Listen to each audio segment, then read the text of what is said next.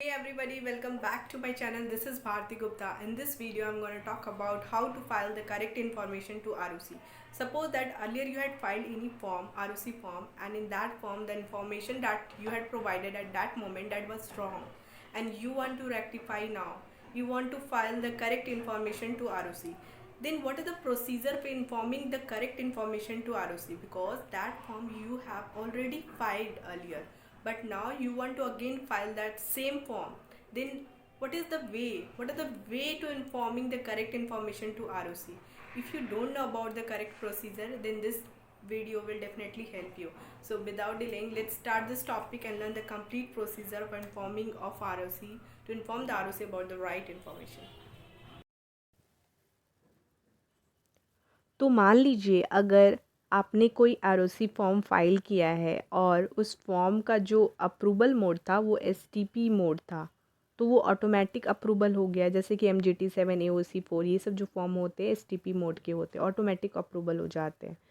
तो उस केस में मान लीजिए आपने उस फॉर्म में कोई ऐसा डिटेल्स प्रोवाइड किया हो जो कि अब आपको पता चला है कि वो इन्फॉर्मेशन जो है वो करेक्ट नहीं था, और now you are willing to inform to ROC about the correct information.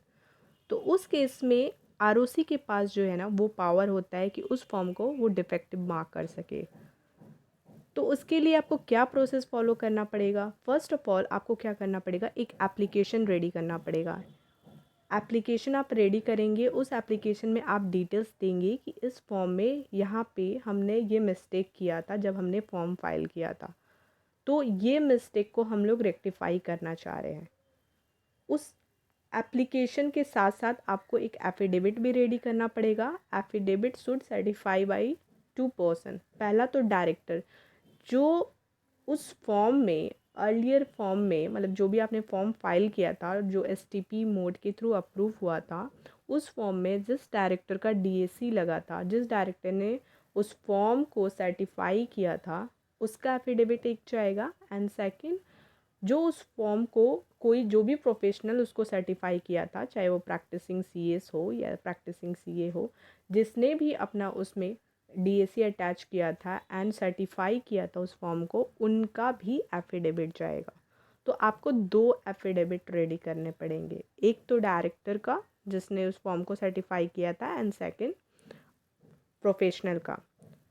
तो ये जो एफिडेविट होगा वो स्टैम्प पेपर पे आपको लेना पड़ेगा। तो फर्स्ट तो आपको एप्लीकेशन रेडी करने पड़ेंगे एंड उसके साथ ये एफिडेविट भी रेडी करने पड़ेंगे। उस एफिडेविट में ये डिटेल्स देना पड़ेगा उनको कि हाँ, इस फॉर्म में ये मिस्टेक हुआ था और अब हम लोग उसको रेक्टिफाई करना चाहते हैं। Now after the preparation of these 2 document, application and affidavit, अब आपको नेक्स्ट क्या करने होंगे, आपको फॉर्म फाइल करने होंगे, that is GNL1। GNL1 form जो है उसको आप प्रिपेयर कीजिए, सारा डिटेल्स फिल कीजिए, और उस फॉर्म में आपको एप्लीकेशन के साथ साथ एफिडेविट अटैच करने होंगे, और उस फॉर्म को आप फाइल कर दीजिए। आप जब आप उस फॉर्म को फाइल करोगे, ROC जो है वेरीफाई करेगा, सारा डिटेल्स चेक करेगा। ROC को लगेगा कि आपने जो रीज़न दिया है that is valid, then in that case आप ROC जो है उस चीज़ को, उस फॉर्म को अप्रूव कर देगा, एंड आप जिस फॉर्म के लिए अप्लाई किए थे उस फॉर्म को ROC जो है डिफेक्टिव मार्क कर देगा। जैसे ही ROC उस फॉर्म को डिफेक्टिव मार्क कर देगा, उसके बाद आप जो है एक न्यू फॉर्म फाइल कर सकते हैं। सेम न्यू फॉर्म आप फाइल कर दीजिए विथ करेक्ट इन्फॉर्मेशन। तो ये आप इस चीज़ का ध्यान रखिएगा कि ये जो प्रोसेस मैंने आपको बताया है ना, ये सिर्फ उसी ROC फॉर्म के लिए है जो कि STP मोड के थ्रू अप्रूव हुआ था।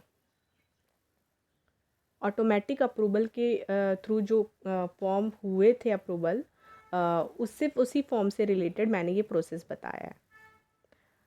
आई थिंक अब इस वीडियो के थ्रू आपको क्लैरिफाई हो पाया हो कि कैसे हम लोग किसी भी फॉर्म को जो हमने ऑलरेडी ROC को फाइल किए थे उस फॉर्म को कैसे रिवाइज कर सकते हैं।